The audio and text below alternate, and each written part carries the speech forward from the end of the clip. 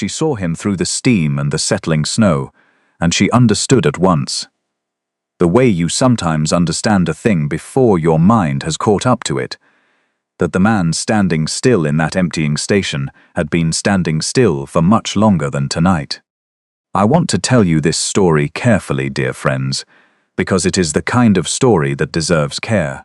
It happened in the winter of 1887, at a small station called Ravenwood Halt, on the edge of the Yorkshire moors, when a blizzard came down on a Tuesday evening and cancelled the last northbound train and stranded 11 travellers in a waiting room that was closing at 7:30. 10 of them found their way to the village inn at the bottom of the hill, where there was a fire and hot soup and the particular relief of a problem solved. One of them did not move. Miss Petra Dunwell noticed him because she was the kind of woman who noticed things. Not because she made a study of it, but because she had been noticing things all her life, as a matter of necessary practice. The way her mother's hands moved when she was holding something back, the way a student's eyes shifted when they had not done the reading, the way a room changed when someone walked into it who expected everyone else to rearrange themselves. Miss Dunwell was 28 years old and had been a music teacher in the market town of Ashwick for 4 years, and she had learned, in those of watching other people's children learn and fail and try again, that the most important information was almost always in the thing a person was not doing. The man was not doing anything. That was the point. Everyone else in the station had been doing things. Gathering bags, adjusting scarves, asking each other about the inn, debating the distance, complaining about the railway inn, with the specific passion of people who have recently been inconvenienced. The man had done none of this. He stood at the far end of the platform, with his back to the waiting room, looking out at the tracks that were already disappearing under snow. And he had not moved when the station master announced the cancellation, and he had not moved when the other passengers began to disperse, and he had not moved when the lamps in the waiting room were turned down one by one. He was, she could see even from a distance, a man of quality. The coat alone told you that. The particular set of his shoulders told you the rest. A man who had been told all his life that the way he stood was something people watched, and who had believed it long enough that it had become simply how he stood, even now, even in a blizzard, even alone on a platform that was emptying around him. She picked up her travelling bag. He looked at the road to the village inn, which was lit dimly at the bottom of the hill, and was, she estimated, perhaps 10 minutes in good weather, which this was not. She looked back at the man on the platform. She looked at the road again. There is a kind of decision, dear friends, that does not feel like a decision. It feels like a direction you were already facing, and simply begin to walk. She walked toward him. The snow was coming sideways now. The particular mood of a Yorkshire winter that does not ask permission. She reached the end of the platform and stood beside him and looked at the buried tracks and said, without preamble, because she had never found preamble useful, "The last lamp in the waiting room has just been turned down." He did not look at her. He said in a voice that was very controlled and very tired, "I am aware." "There is an inn at the bottom of the hill," she said. "The others have gone." "I know." She waited. He did not add anything to this. The snow came down. "Are you waiting for something?" she said. He was quiet for a moment. Then he said, "No, just that." One word stated simply, "No." He was not waiting for something. He was simply standing here in the snow because going somewhere had stopped presenting itself to him as a thing that needed doing. She heard this in the one word, the way she sometimes heard the entire shape of a student's difficulty in the first bar of a piece they played. The information was in the hesitation. The information was in how little it cost him to say it. She said, "Then come to the inn." "I do not know you," he said. "No," she agreed. "But I know where the fire is. That's what matters right now." And then, because she had always believed that unnecessary words were a form of discourtesy, she simply picked up her bag and began walking. She was 3 steps down the platform when she heard him follow. This is where I want to pause, just for a moment, and speak to you directly. To you, listening to me now, wherever you are tonight, because if you are new to Moonlight at Ravenwood, you should know that this is the kind of story we tell here. Not the dramatic kind, not the kind that shouts at you, the kind that stays with you quietly, the way a song does, the way a smell does, the way the memory of someone's voice does when everything else has faded. Stories about the small moments that change everything. I hope you'll stay. And if you have been here before, then you already know what I mean, and I am glad you came back. Now, back to Miss Dunwell and the man who finally followed. His name was Lord Callum Ford, Viscount of Strandwick, though she did not know this yet. She would learn it later, in the warmth of the inn, when the landlord's wife recognized his face from a portrait in the local paper and went considerably quieter. He was 37 years old, and he had not left his estate in the north for 20 months. Not since the fever that had taken his son at 18 months of age, and not since the particular silence that had followed, when grief had arrived and found it could not be shared, and his marriage had come apart as quietly and finally as a letter left in the rain. He had been summoned to London for legal matters he could no longer defer. He had come. He had conducted the necessary meetings with the necessary efficiency of a man who had become very good at doing what was required. And he had been on his way home when the blizzard came down, and the train was cancelled, and the platform emptied, and he had simply stopped. Not because he could not move. Because stopping had stopped requiring an explanation. He had not told anyone this. He had not told anyone much of anything in 20 months. The people who surrounded him, his solicitor, his housekeeper, his estate manager, had all, in their different ways, learned the shape of his silence and worked around it. No one had asked him directly how he was. They had learned that the direct question produced the shorter answer, and the shorter answer produced a longer silence. And the longer silence was, for all parties, the most uncomfortable conclusion. Miss Dunwell, he would discover, had not learned this.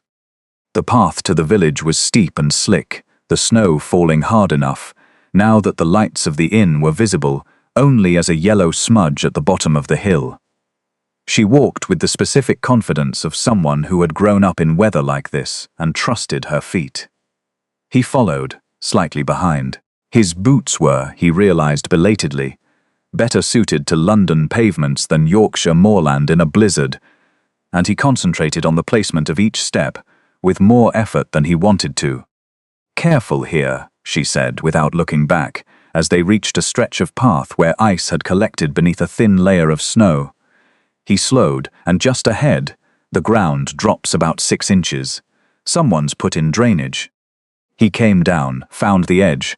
"How do you know this path?" "I don't," she said, "but I can hear the drainage. Listen."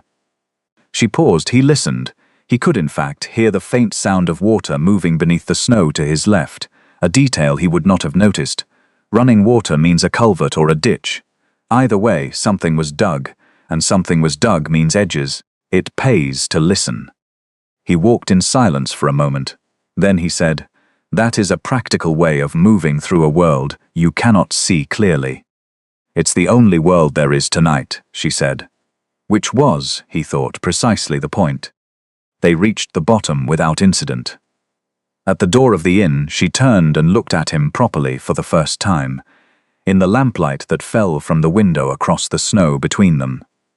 She saw what she had suspected from a distance, that this was not a man who had simply had a difficult day. This was a man who had been carrying something for a very long time, and who had gotten so accustomed to the weight that he had stopped noticing it was heavy, which was its own kind of danger. She pushed open the door. Heat came out. The sound of voices, and the smell of wood smoke and something with onions. "Come on," she said. "You'll want to sit near the fire." He came in. The landlord's wife found them a table near the hearth and brought soup without being asked.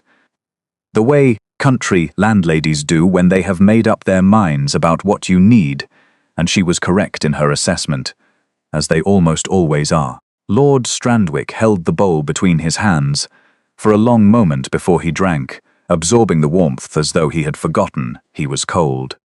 She let him do this.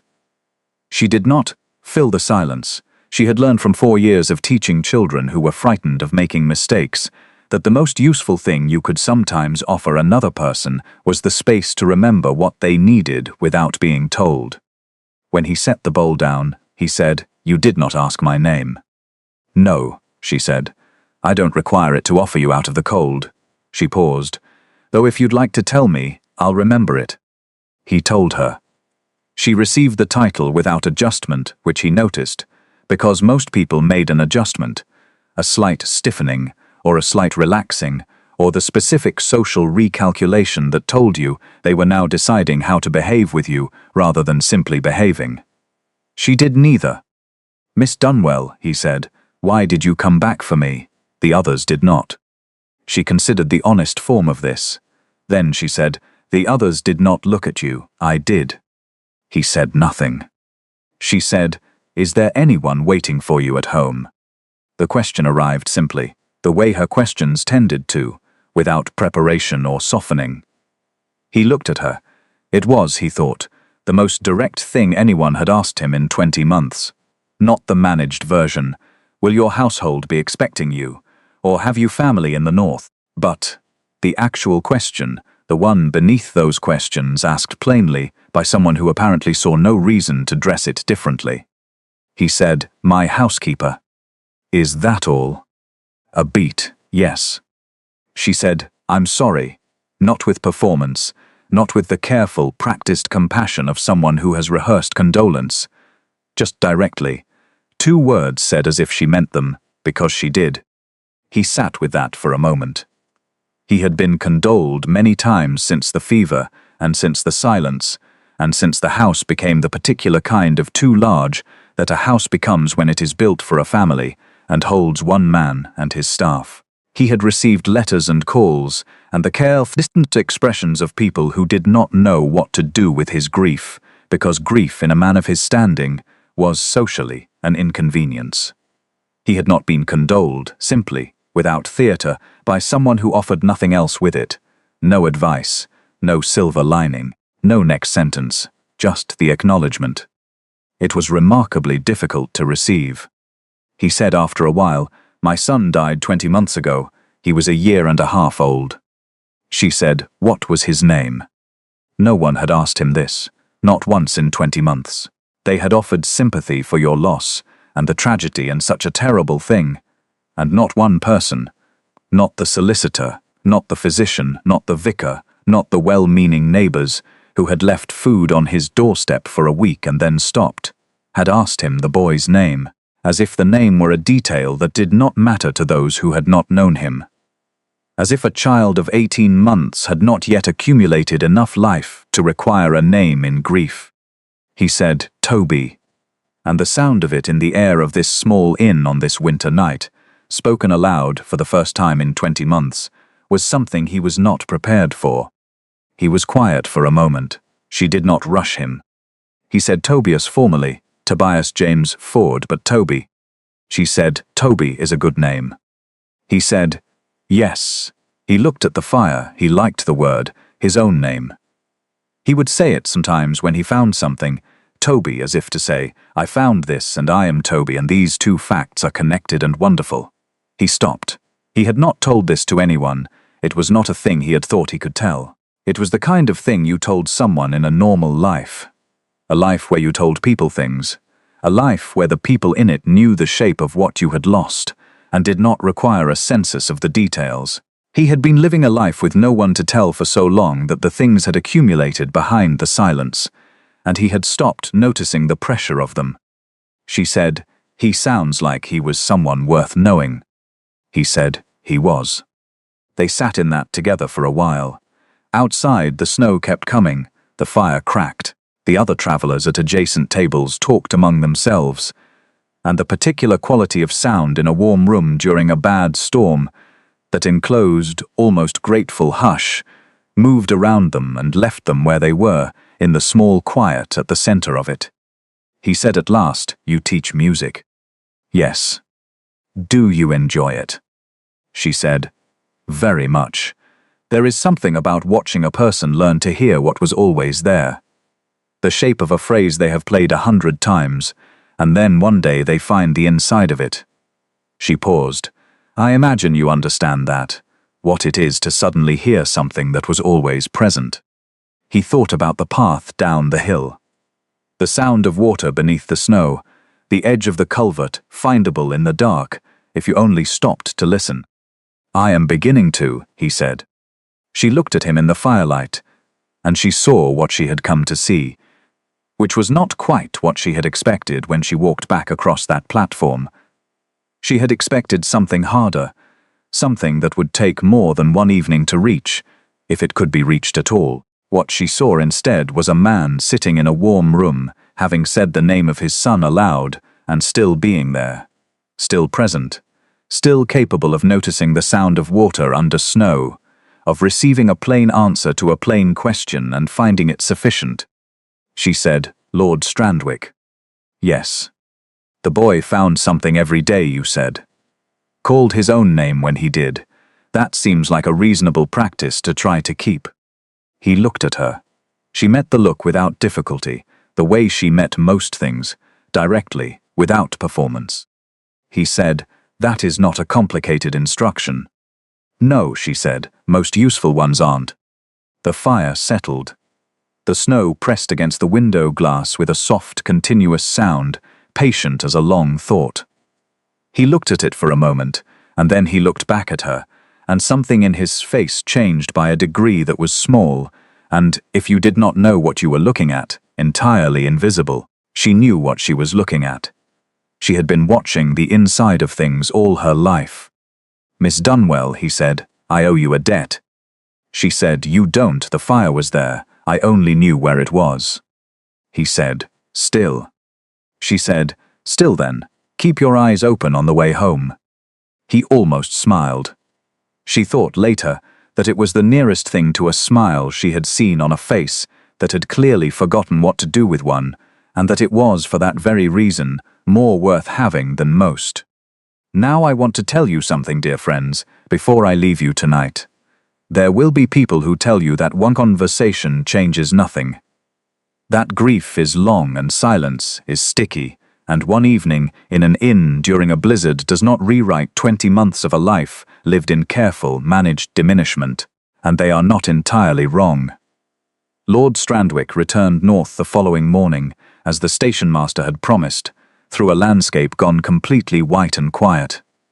He arrived at his estate in the afternoon. He stood in the hall of his house and listened to it. The particular size of it, the echo of the high ceilings, the sound of the wind pulling at the eaves in a way he had never once thought to notice. He went to his study. He sat in his chair.